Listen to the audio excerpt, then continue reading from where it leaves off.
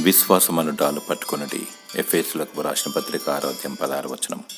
అపవాది తంత్రములు కూల్చుటకు, దుష్టుని అగ్నిబాణములు ఆర్పుటకు, మరియు అంధకార సంబంధులకు లోకనాథులను దురాత్మ సమూహములను జయించుటకు సత్యము, నీతి, సమాధానము, రక్షణ, వాక్యము, ఆత్మ ఖడ్గము మరియు విశ్వాసమను డాలను కలిగి ఉండాలి.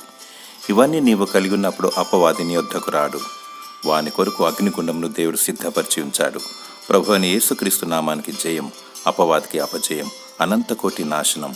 బైబిల్లో విశ్వాసము, అల్ప విశ్వాసము, గొప్ప విశ్వాసము, ఆవగింజంత విశ్వాసము, పరిపూర్ణ విశ్వాసము, స్థిర విశ్వాసము, నిష్కపటమైన విశ్వాసము, దృఢ విశ్వాసము, క్రియలేని విశ్వాసము మరియు అమూల్యమైన విశ్వాసమును చూడగలము. వాక్యము వినుట వలన విశ్వాసమొచ్చును. దేవుడు వాక్యం చేత సాతానును జయించాడు. దేవుని వాక్యాన్ని ధ్యానించు. దేవుడు నీకు పరిపూర్ణ విశ్వాసమును అనుగ్రహించి నీకు విజయము దయచేయునుగాక. ఆమేన్.